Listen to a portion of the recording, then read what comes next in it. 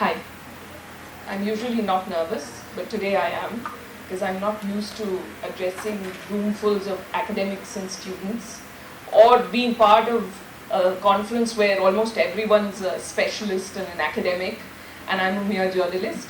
But like the women from the Malayalam film industry who have spoken before me and will be speaking after me, what I'm going to speak to you about is my lived experience as a journalist, a North India-based journalist covering both Hindi cinema, which is the Hindi film industry that gets a disproportionate amount of coverage by the so-called national media in India, and the Malayalam film industry in the context of the Me Too movement, because to my mind, as it should be, I think in minds of pretty much everyone in this country, this is where the movement against sexual harassment, the very public movement against sexual harassment within film industries started, and it was not acknowledged by the media that I am a part of until the Me Too movement started in Bollywood.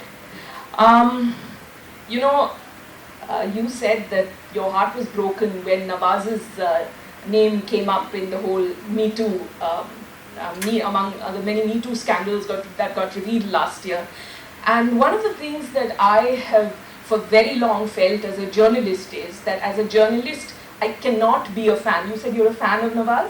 Yeah. One of the things that I felt for very long is that as a journalist, I cannot be a fan, because as a part of my profession, I cannot give a person the benefit of the indulgence you would if you were a fan. But one thing I've realized with the Me Too movement is that it's not just a professional requirement to not be a fan. The truth is that if you have a reasonably human heart, it's best to not be a fan of any celebrity, because that heart is bound to get broken. Still, occasionally one has expectations, and so with a certain degree of expectation, I went to see Prithviraj Sukumaran's directorial debut Lucifer, which was released this Thursday. How many of you sitting in this room have seen that film already? Lucifer. Okay, it's a Malayalam film. Those of you who don't follow the Malayalam film industry, Prithviraj Sukumaran is one of the industry's biggest stars. He turned producer earlier this year, and this week the film with which he turns director was released. Obviously, because he's the director, it's a massive film. The fact that he has Mohanlal as the hero, the fact that he's brought Manju Warrier and Mohanlal together, the fact that among the supporting characters, you have Prithviraj himself and Tovino Thomas, it's a big film. But I'm honestly very tired of big Malayalam films, because the best of Malayalam cinema, which is the small cinema, is really the best that India produces. But the worst of Malayalam cinema is the most misogynistic cinema that this country produces, that the rest of India tends not to see, and so has this whole romanticized notion of Malayalam as being this fabulously arty and intelligent industry, because it's completely being judged by the serious film buff up north as from Kumbalangi nights. Because thankfully, I guess, they're not seeing The Great Father and White and Topil Jopan. So I went to see this film thinking that because it's Prithviraj, therefore there will be something to it, therefore there will be some depth, some intelligence, that the women will be treated with some respect. And if I had been a fan, I would have had my heart broken for the nth time, because Prithviraj Sukumaran, one of the initially most vocal supporters of the Women in Cinema Collective in Kerala, who came out with this statement that he apologizes for any misogyny, any sexism in the films he has done in the past, and promises never to indulge in such kind of cinema ever again, makes a film in which not only does he completely marginalize all the women, because the women in that film are there only to be guided by the men, supported by the men, abused by the men, saved by the men. He has a long scene which features that element of Indian commercial cinema that epitomizes the objectification of women, which is the so-called item song. And this is Prithviraj, right? And I was thinking of what Prithviraj means to me as a journalist covering Malayalam cinema, living in the north. And I realized that Prithviraj is the closest that Malayalam cinema has to Bollywood's reaction to Me Too. Over the past 1.5, 2 years, I've been speaking extensively to women of the Malayalam film industry, and obviously there are many who are feeling disheartened by the reactions of the patriarchal power structure in the Kerala film industry, their reaction to the sexual assault case as soon as it became clear that Dileep was involved, and their reactions to the Women in Cinema Collective. And then when the Me Too movement in Bollywood started, I remember I was speaking to a few film artists from Kerala, and they said, Bollywood's amazing. Look at how wonderfully they've reacted. Alok Nath's being sent a notice by Sinta, and Vikas Behel is losing a job with Amazon Prime, and his next film may not carry his name in the credits, and Alok Nath and Nana Patekar are being sidelined, and Sinta is issuing an apology to Tanushri Datta, and last year in October I had written an article for The Quint in which I had spoken of the two industries, and the one thing that we need to realize, I'd mentioned then something that has subsequently happened, which is that the difference between the reactions of the Malayalam film industry and the Hindi film industry to Me Too was that in the Hindi film industry, it began with the not so powerful men. In the Malayalam film industry, the sexual assault case involved one of the most powerful men in the industry, a man whose films bring in money, whose films therefore end up supporting the livelihood of so many members of the industry, a person who has his hands in distribution and exhibition and production and everything. And in the Hindi film industry, it began with people who, on the face of it, of course, as men, they have the benefit of male privilege, but at the end of the day, they were not the biggest stars of the industry. And the test for Me Too in Bollywood, as we should have all realized, was to come if a man of the same stature as Dileep were to face an accusation. And it did happen a few months back. And you see how the Me Too movement in Bollywood has fizzled out since then, when an accusation surfaced against Rajkumar Hirani, one of the most successful directors in the Hindi film industry. He rakes in, for him, like 50 crores is a small film. He earns in hundreds of crores.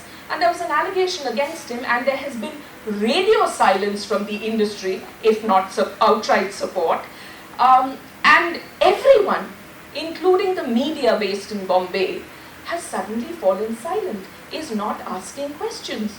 The powerful film production company that was involved in this whole affair, it became clear from the media reportage, did not have a sexual harassment committee in place. But nobody asked any questions, because suddenly in the Hindi film industry, you had a person of Dileep's stature, a person whose marginalization in the industry would affect incomes. You had a person like that being named.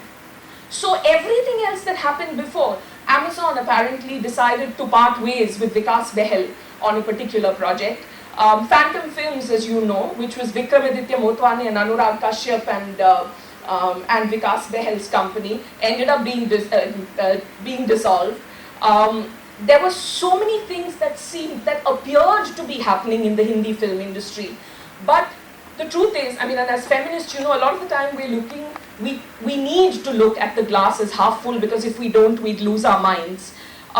What for the Malayalam film industry might seem like this massive disadvantage, which is for the women of the Malayalam film industry, which is the overt misogyny of the men and their reactions, and the women supporting this patriarchal system and their reactions to the Women in Cinema Collective, is that at least there you are addressing a known enemy. You know who you're dealing with. In the Hindi film industry, in contrast, what we have seen is a far greater sophistication, all right? A fakeness, a pretense at interest in women's concerns. For instance, one of the examples being, feminism is the big fad in Hindi cinema these days. So you will have women-centric films, where, like a film like Akira, for instance, starring Sonakshi Sinha, where the most badly written character in the film is the female lead, but it's promoted as, see, we've got a woman-centric film where the woman's doing action scenes. Feminism's the fad in Hindi cinema, and feminism is being used by people to promote their careers, to position themselves as liberals, and to pretend that they care, when in truth, they absolutely don't. And a good example is our dear friend Akshay Kumar, who does, who's doing this, male savior, out to save women kind of roles.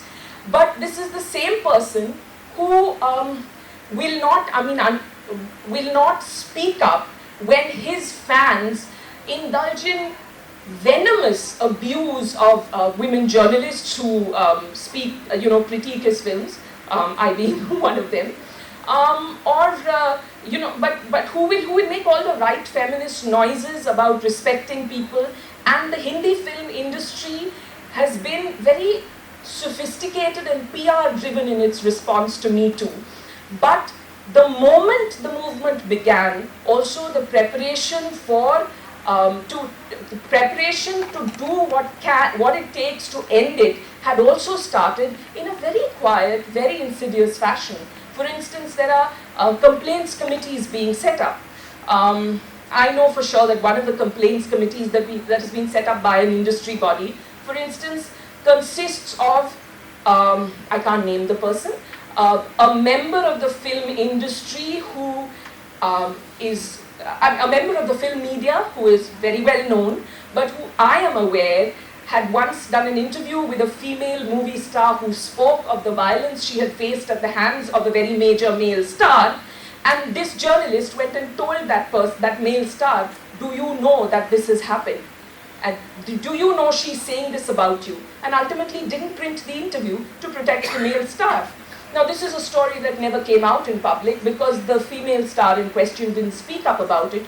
So here is an industry body that has set up a panel with a woman member of the media who is in cahoots with the male powers, the patriarchal power structure in the Hindi film industry.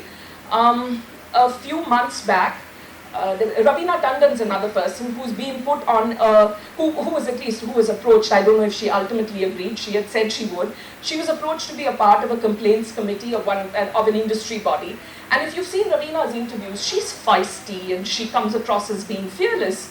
But also, there was this NDTV show I remember watching where she was speaking, and the other panelists included women who had spoken of having been assaulted, violated, including Vinta Nanda, who is the one who came out with the revelation that she had in fact been raped by Alok Nath. And Ravina on this show says that while she's faced professional harassment because she's a strong woman, she's never faced sexual harassment because people are too afraid of her. And she says that if you are strong and if you are good at your work, then ultimately you will get work. So here is a person who's taking the line that, you're sitting with women who are survivors of sexual assault and you're telling them that if you're strong and you're good at your work, then you will get work. So what? They were not strong, they were weak? Were those women not talented? What is the, I remember Shyam Benegal saying on a show on Rajya Sabha TV, I was speaking with him on a panel where he said that at the end of the day, if you're great at your work, then the question of casting couch doesn't arise. So basically, what is the implication? That women who are bad at their work, they sleep with men and then make false accusations? Or they're bad, therefore they get forced to sleep, and the women who are talented, direct producer looks at her and says, Achha, she's very talented, she's a good actress, I don't want to sleep with her. What does this mean? But on the face of it, now you think about this, if this Ravina is on a panel, okay, and a Ravina who completely fails to recognize her own privilege. She is a member of the film industry. She is from a film family. So in any case, there is a certain degree of protection. Of course, it's a male-dominated industry, and of course there are problems she would face as a woman, but still she is a woman of privilege within that patriarchal system, and she fails to recognize her privilege. She fails to recognize that the women she is talking to, for instance, were all outsiders. If this Ravina is on a panel where a woman is going with a complaint about a powerful star, if this particular journalist, who I didn't name, is on a panel where, which is examining a case brought in by a female artist, what hope do these artists have of getting any kind of justice? But on the face of it, you've been proactive, you've put a committee in place, you are sensitive to women's rights, you're doing all the right things, you're making all the right noises, but you really don't intend to do anything. And this, therefore, I mean, it's, if you were a woman in the Malayalam film industry, and there are some members of the Malayalam film industry who are sitting here, and I'm pretty sure that it's not the easiest of things right now to be a member of the Women in Cinema Collective and to be seen as such a threat by so many powerful people, but at least you know what you're dealing with, and at least you have each other. The Hindi film industry, nobody knows on the face of it, the world, the public, the outside media doesn't know the games that are being played. All they see is the pretense of concern for women's rights. And most important, whatever the flaws in both these industries may be, there is something obviously about Kerala society, and whatever it is about the backgrounds of the women who form this collective, that at the end of the day, from this industry, that makes these really horrible films. I mean, I love Kumbalangi Nights, and I love Tondi Mudalum Prikshakshiyam and Mahesh and the Pradigaram and the small films that Malayalam cinema is making. But the bad ones, I want to cry sometimes when I sit in the hall and I see Mammootty strutting around to show us how sexy he looks in a leather jacket in a film that's not about him, but about his daughter, who's a little girl who got raped by a serial child rapist, alright? From this industry, which makes me cringe, and Hindi cinema at its worst. I'm speaking about these two industries because these are my areas of specialization and because I need to focus. But Hindi cinema at its worst, its misogyny is nothing compared to the misogyny of Malayalam cinema. And yet, from this industry, there also emerges the Kumbalangi Nights, and there also emerges the Women in Cinema Collective. And the strength of the Malayalam film industry, therefore, is that you know what you're dealing with. You're not dealing with a pretense. Except in the occasional case of a gentleman who makes a public statement that he will never make misogynistic films and then makes a film with an item song. But in most cases, you know what you're dealing with. You're dealing with the Salim Kumars of the world. You're dealing with the Siddiques of the world who will say horrible things about Parvati and about the actress in the assault case. And most important, you have found each other. The Hindi film industry has not yet been able to come up with a collective. And one reason for that is the behind the scenes games. One reason for that is that, for instance, for the past almost 30 years, the industry has been protecting a man whose violence Aishwarya Rai Bachchan openly spoke about, and about whom, in any case, it was an open secret even before that he is violent with women from the industry that he's in relationships with. This industry has been protecting this man for almost 30 years. So, because of so there are a lot of behind the scenes games being played, and this desire, but being masked by this desire to appear feminist, to not say the wrong thing in public anymore, because in a post-2012 India, where the general public has more spaces, public platforms on which to give expression to their feminism, and where therefore the mainstream media has also reacted and seen, as a cynic I'm saying, despite being a member of the media, and seen potential TRP giving news in women's rights reports. So you have these two comparisons, and therefore as women, what do we do? As feminists, what do? We find hope we find our sanity in looking at the glass half full. So for women of the Hindi film industry, the advantage is that people want to pretend. You have to milk that for what it's worth. You have to maybe some producer someday who wants to fake it and make a women-centric film will give you the money to make a great women-centric film that you want. And on the other hand, with the Malayalam film industry, you have each other, you have that collective, and you are actually laying down a roadmap for the rest of the country's film industries to follow.